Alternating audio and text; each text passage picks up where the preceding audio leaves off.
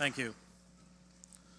For several decades, I and a handful of others, Sheldon Wolin, Noam Chomsky, John Burns Johnson, Cornel West, Barbara Ehrenreich, Ralph Nader, and of course Jill Stein and Kshama Sawant, warned that the expanding social inequality and capture of our democratic institutions, including the media, the Congress, organized labor, academia, and the courts by corporations and oligarchs would inevitably lead to an authoritarian and finally Christian fascist state. My books, American Fascists, The Christian Right and the War on America, Empire of Illusion, The End of Literacy and the Triumph of Spectacle, Death of the Liberal Class, Days of Destruction, Days of Revolt, written with Joe Sacco, Wages of Rebellion, and America the Farewell Tour were a succession of impassioned pleas to take the decay seriously.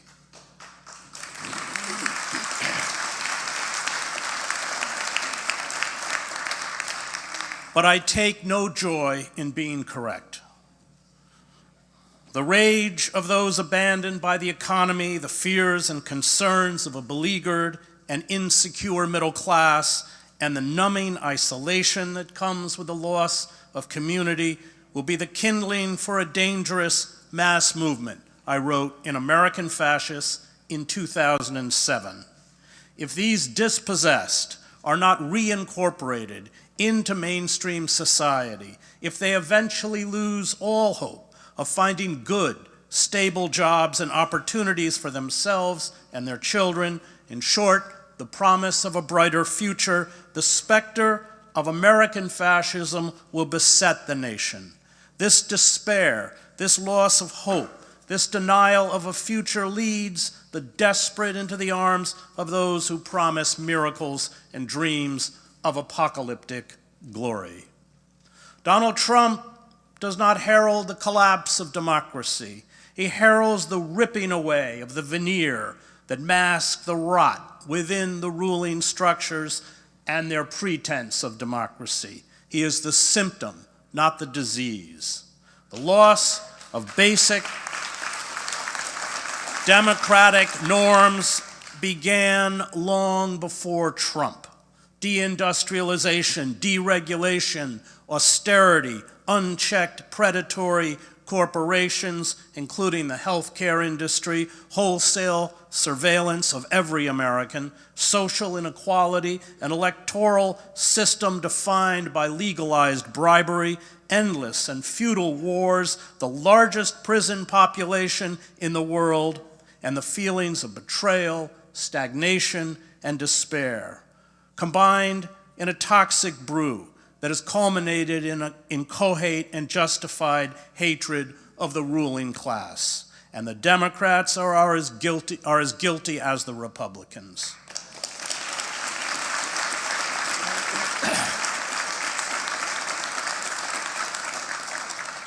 Trump and his coterie of billionaires, generals, half-wits, Christian fascists, criminals, racists, and moral deviants play the role of the Snopes clan in some of William Faulkner's novels I wrote in America the Farewell Tour. The Snopeses filled the power vacuum of the decayed South and ruthlessly seized control from the degenerated former slaveholding aristocratic elites. Flem Snopes and his extended family, which includes a killer, a pedophile, a bigamist, an arsonist, a mentally disabled man who copulates with a cow, and a relative who sells tickets to witness the bestiality, are fictional representations of the scum now elevated to the highest level of the federal government.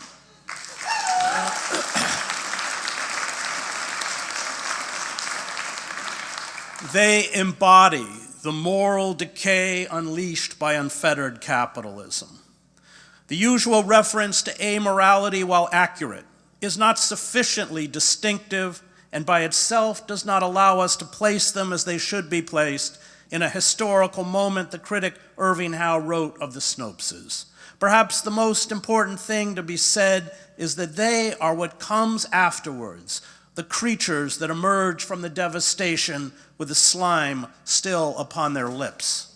Let a world collapse in the South or Russia, and there appear figures of coarse ambition, driving their way up from beneath the social bottom, men to whom moral claims are not so much absurd as incomprehensible, sons of bushwhackers or muziks drifting in from nowhere and taking over through the sheer outrageousness of their monolithic force, Howe writes. They become presidents of local banks and chairmen of party regional committees, and later, a trifle slicked up, they muscle their way into Congress or the Politburo, scavengers without inhibition. They need not believe in the crumbling official code of their society. They need only learn to mimic its sounds. The political philosopher Sheldon Wolin called our system of governance inverted totalitarianism, one that kept the old iconography, language, symbols, but had handed the internal levers of power to corporations and the rich. Now we are shifting to totalitarian's more recognizable form, one dominated by a demagogue and an ideology grounded in our homegrown Christian fascism. We live in a two-tiered legal system, one where poor people are harassed, arrested, and jailed for absurd infractions, such as selling loose cigarettes, which led to Eric Garner being choked to death by the New York City police in 2014, while crimes of appalling magnitude by the oligarchs and corporations, from oil spills to bank fraud in the hundreds of billions of dollars, which wiped out 40% of the world's wealth, are dealt with through tepid administrative controls, symbolic fines, and civil enforcement that give these wealthy perpetrators immunity from criminal prosecution, I wrote in America, the Farewell Tour. The utopian ideology of neoliberalism and global capitalism is a vast con, a mechanism to funnel wealth upwards to the billionaire class. The working poor whose unions and rights were stripped from them and whose wages have stagnated or declined over the past 40 years have been disempowered and impoverished. Their lives, as Barbara Ehrenreich chronicled in Nickel and Dimed, are one long, stress-ridden emergency. The middle class is evaporating. Cities that once manufactured products and offered factory jobs are boarded up wastelands. The destruction is a ruse. Corporations, the destruction of trade barriers is a ruse corporations and the billionaire class use to stash $1.42 trillion in profits in overseas banks to avoid paying taxes. The labels liberal and conservative are meaningless, evidenced by a Democratic presidential candidate who turned to Wall Street bankers to formulate her economic policies and bragged about an endorsement from Dick Cheney, a war criminal who left office with a 13% approval rating. Fascism is always the bastard child of a bankrupt liberalism. The attraction of Trump is that, although vile and buffoonish, he mocks the political charade. Trump lies like he breathes, but the lies told by the two establishment parties caused far more pain and did far more damage than the lies told by Trump. Trump is merely the apotheosis of a culture of mendacity, deception, and exploitation, for we are a culture awash in lies. It no longer matters what is true, it matters only what is correct. The correct ideology of neoliberalism is as delusional as the correct ideology of the Christian fascists. Neither are reality-based belief systems.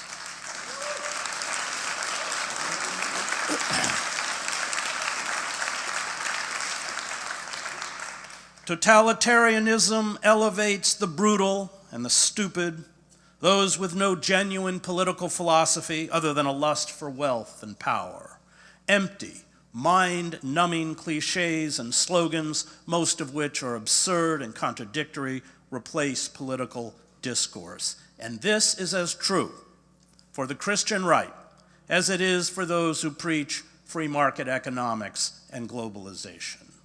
The illusions peddled on our screens, including the fictitious persona created for Trump on The Apprentice, have replaced reality.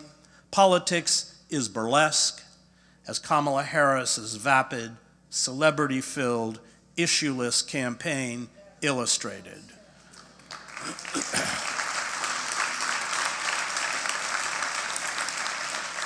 It is smoke and mirrors created by an army of agents, publicists, marketing departments, promoters, pollsters, script writers, wardrobe consultants, and public announcers.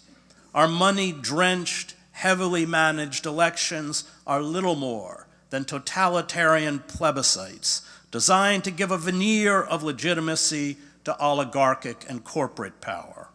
The political malaise is mirrored in a cultural malaise, what Soren Kierkegaard calls a sickness unto death, the numbing of the soul by nihilism. The cult of the self dominates our cultural landscape. I wrote An Empire of Illusion. This cult has within it the classic traits of psychopaths: superficial charm, grandiosity, and self-importance, a need for constant stimulation, a penchant for lying, deception, and manipulation, and the inability to feel remorse or guilt. This is, of course, the ethic promoted by corporations. It is the ethic of unfettered capitalism. It is the misguided belief that personal style and personal advancement, mistaken for individualism, are the same as democratic equality. In fact, personal style, defined by the commodities we buy or consume, has become a compensation for our loss of democratic equality. We have a right in the cult of the self to get whatever we desire. We can do anything, even belittle and destroy those around us, including our friends, to make money, to be happy, to become famous. Once fame and wealth are achieved, they become their own justification, their own morality. How one gets there is irrelevant. Once you get there, those questions are no longer asked. My book, Empire of Illusion, begins in Madison Square Garden at a World Wrestling Entertainment Tour. I understood that professional wrestling was the template for our social and political life, but I did not know that it would produce a president, and soon a secretary of education, who has vowed to shut the department down. The bouts are stylized rituals I wrote in what could have been a description of a Trump rally. They are public expressions of pain and a fervent longing for revenge, the lurid and detailed sagas behind each bout, rather than the wrestling matches themselves, are what drive crowds to a frenzy. These ritualized battles give those packed in the arenas a temporary, heady release from mundane lives. The burden of real problems is transformed into fodder for a high-energy pantomime. It is not going to get better. The tools to shut down dissent have been cemented into place. Our democracy cratered years ago. All Trump has to do to establish a naked police state is flip a switch, and he will. The worse reality becomes, the less a beleaguered population wants to hear about it, I wrote at the conclusion of Empire of Illusion, and the more it distracts itself with squalid pseudo-events of celebrity breakdowns, gossip, and trivia. These are the debauched revels of a dying civilization. The system is not reformable. Either we obstruct in the only form left to us, which is mass mobilization, acts of sustained civil disobedience, especially the strike, or we are frog-marched into serfdom.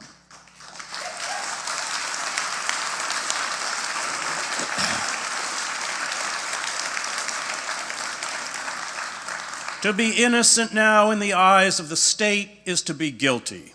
It is to be complicit in this radical evil. It is to bear the mark of Cain. It is to do nothing, to defend the weak, the oppressed, the poor, and those who suffer, and to protect the planet.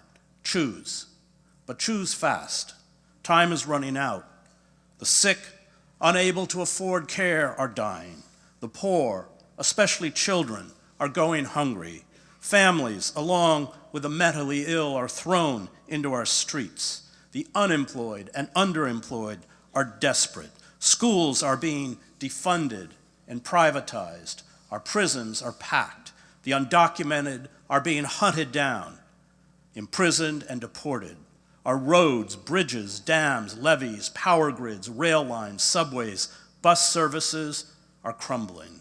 The ecosystem is disintegrating as temperatures rise and freak weather patterns, wildfires, hurricanes, droughts, flooding, tornadoes, melting polar ice caps and glaciers drive desperate migrants northwards from the global south. This is the dystopia the ruling global class, the ruling capitalists, are shoving down our throats. No social or revolutionary movement succeeds without a core of people who will not betray their vision and their principles. In other words, like all of us here, militants.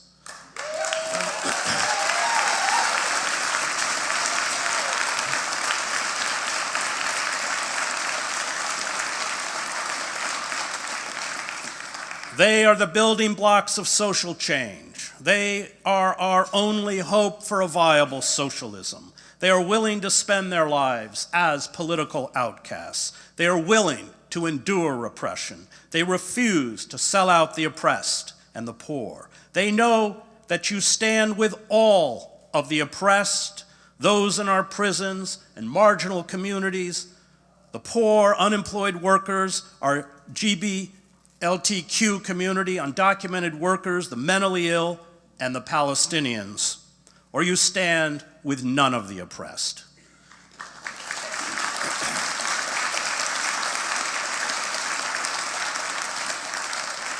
They know that when you fight for the oppressed, you get treated like the oppressed.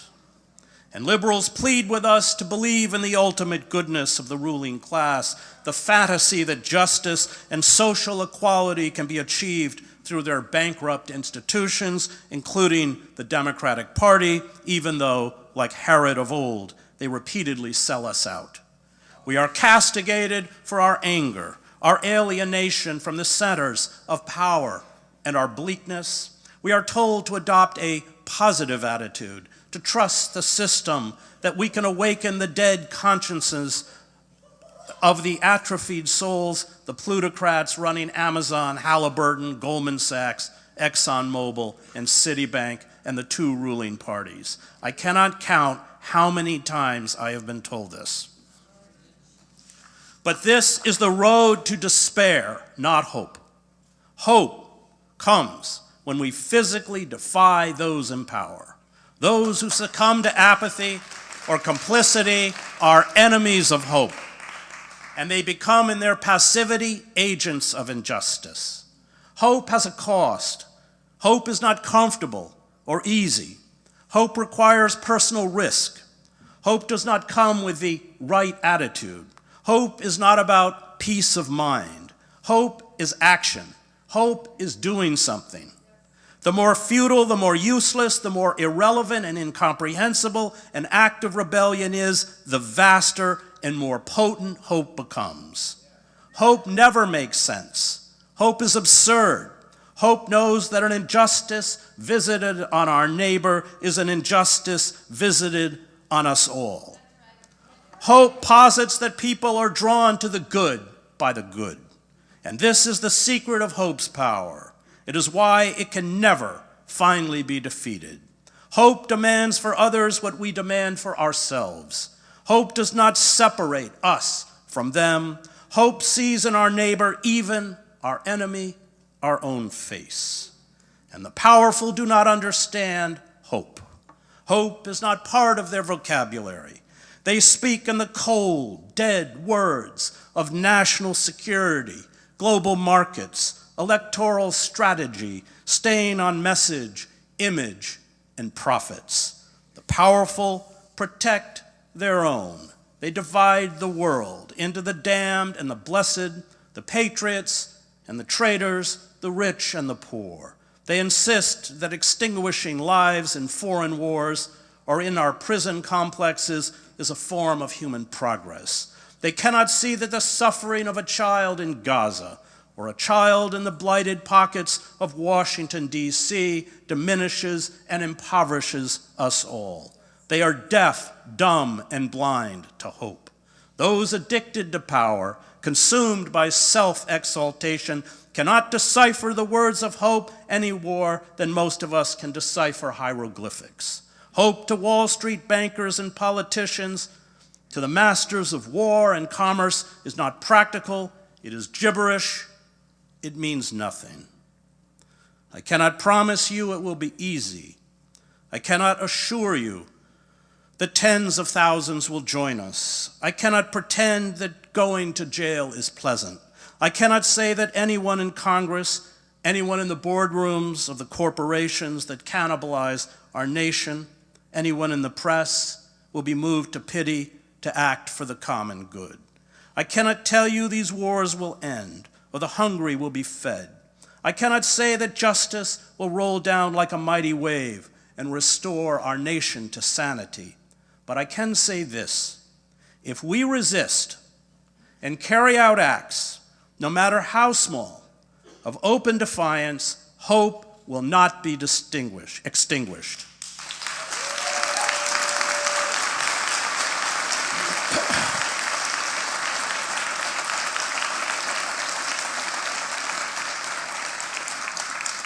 Hope cannot be sustained if it cannot be seen. Any act of rebellion, any physical defiance of those who make war, of those who perpetuate corporate greed and are responsible for state crimes, anything that seeks to draw the good to the good, nourishes our souls and holds out the possibility that we can touch and transform the souls of others. Hope affirms that which we must affirm, and every act that imparts hope is a victory in itself. I saw the power of hope in the mass movements in East Germany, Czechoslovakia, and Romania that brought down these regimes. These uprisings were spontaneous outbursts by an enraged population that had had enough of repression, mismanagement, and corruption. No one from the dissidents themselves to the ruling communist parties anticipated these revolts. They erupted, as all revolutions do, from tinder that have been waiting years for a spark. That this tinder exists in American society is undeniable, although to date its primary expression has been fascistic. These revolutions were led by a handful of dissidents who until the fall of 1989 were marginalized and dismissed by the state as inconsequential. The state periodically sent state security to harass them. It often ignored them. I am not even sure you could call these dissidents an opposition. They were profoundly isolated within their own societies. The state media denied them a voice. They had no legal status and were locked out of the political system. They were blacklisted. They struggled to make a living. But when the breaking point in Eastern Europe came, when the ruling communist ideology lost all credibility, there was no question in the minds of the public about whom they could trust. The demonstrators that poured into the streets of East Berlin and Prague were aware of who would sell them out and who would not. They trusted those such as Václav Havel, who had dedicated their lives to fighting for an open society. Those who had been willing to be condemned as non-persons and go to jail for their defiance. And no matter how tempting it was to give up, to make compromises with power, they did not. Julian Benda reminds us that we can serve two sets of principles: privilege and power, or justice and truth. The more we make compromises with those who serve privilege and power, the more we diminish the capacity for justice and truth. Our strength comes from our steadfastness to justice and truth, a steadfastness that accepts that the corporate forces arrayed against us may crush us, but that the more we make compromises with those who serve privilege and power, the more we diminish our own strength. Karl Popper in The Open Society and Its Enemies writes that the question is not how do you get good people to rule. Popper says this is the wrong question. Most people attracted to power, he writes, have rarely been above average, either morally or intellectually, and often below it. The question is how do we build mass movements to hold the powerful to account even when those in power come from our own ranks? There is a moment in Henry Kissinger's memoirs, do not buy the book, when Nixon and Kissinger are looking out at tens of thousands of anti-war protesters who have surrounded the White House. Nixon had placed empty city buses in front of the White House to keep the protesters back. He worried out loud that the crowd would break through the barricades and get him and Kissinger. And that is exactly where we want people in power to be.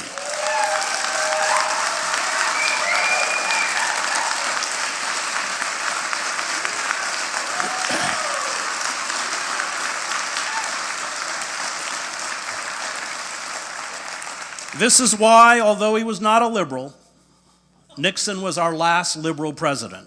He was scared of movements. And if we cannot make the elites scared of us, we fail. This is our calling.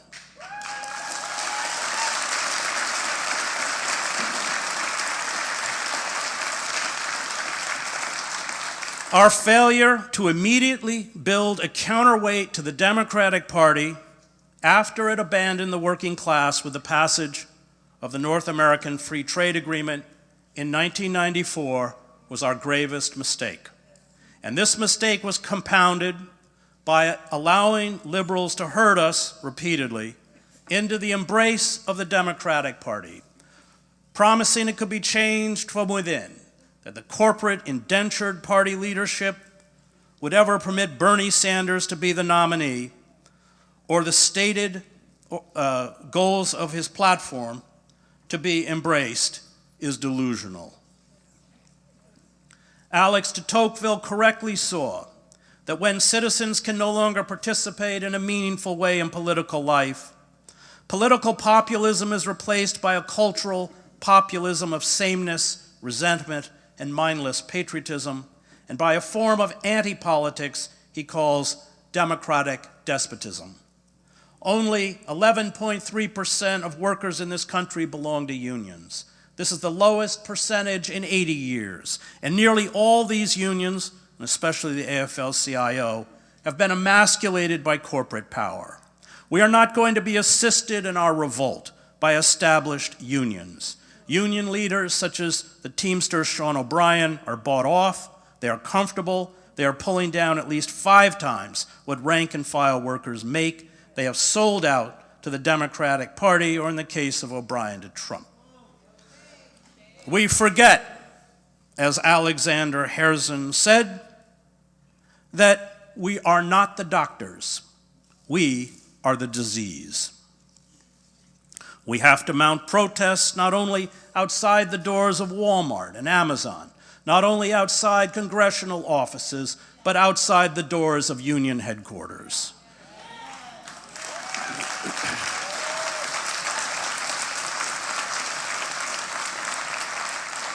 There is no established institution we can trust. They are broken. But there are 30 million working poor, victims of mass layoffs, trapped in debt peonage, manipulated and used by the political elite, willing to rise up if we stop our virtue signaling and woke purity tests and speak to them in the language of class warfare.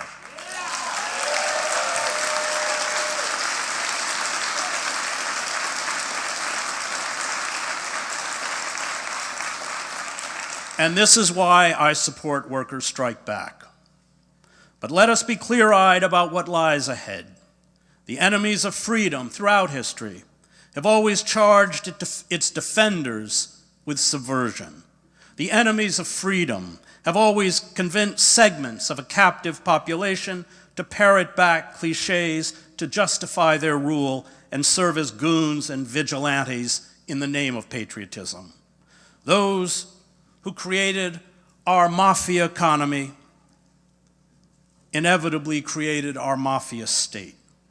And we must organize and organize fast to break our chains, one by one, to use the power of the strike to cripple the state machinery.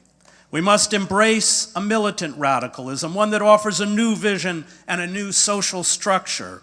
We must hold fast to moral imperatives. We must forgive mortgage and student debt, institute universal health care, and break up monopolies.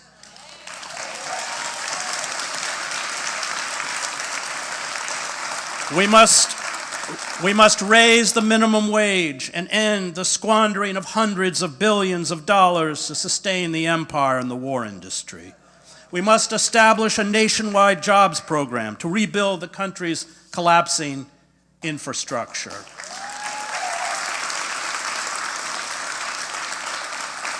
We must take into public ownership the banks, the pharmaceutical corporations, military contractors, and transportation, and end the extraction of fossil fuel.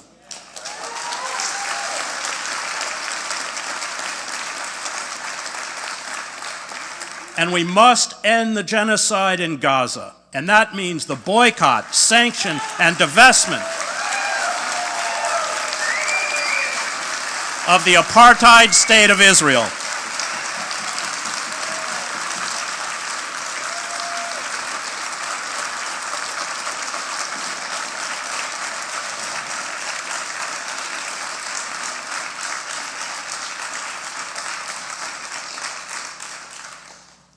None of this will happen until we organize and refuse to walk away from our commitment to justice and to socialism. As the country disintegrates, as feelings of betrayal and abandonment mount, the ruling class will use their organs of propaganda, including the media, to blame us. Those in open defiance of authority for the chaos. The mafia state will be brutal. Capitalists, as Eduardo Galeano writes, view communal cultures as enemy cultures. The billionaire class will do to us what it did to the radicals who rose up to form militant unions in the past. We had the bloodiest labor wars in the industrialized world. Hundreds of American workers were killed. Tens of thousands were beaten, wounded, jailed, and blacklisted. Unions were infiltrated, shut down, and outlawed. We cannot be naive. It will be difficult, costly, and painful, but this confrontation is our only hope. Otherwise, we and the planet that sustains us are doomed. And I concede, we may not succeed. So be it.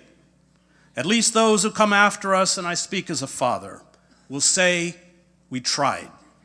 The corporate forces that have us in their death grip will destroy the lives of my children. They will destroy the lives of your children. They will destroy the ecosystem that makes life possible, and we owe it to those who come after us not to be complicit in this evil.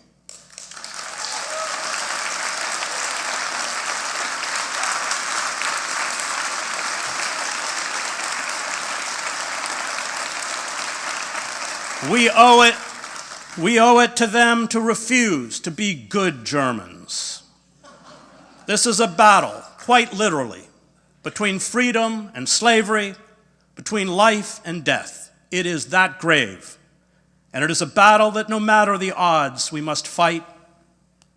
But in the end, I do not fight fascists because I will win. I fight fascists because they are fascists. Thank you.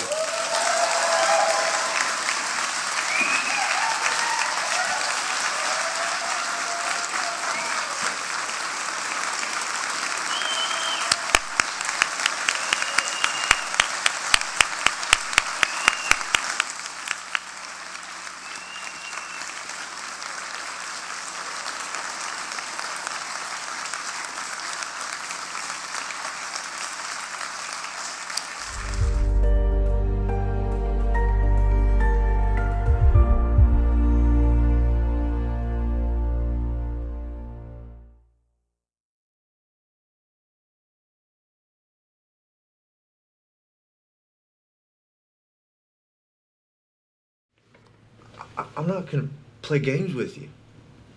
I'm afraid you have to, old sport.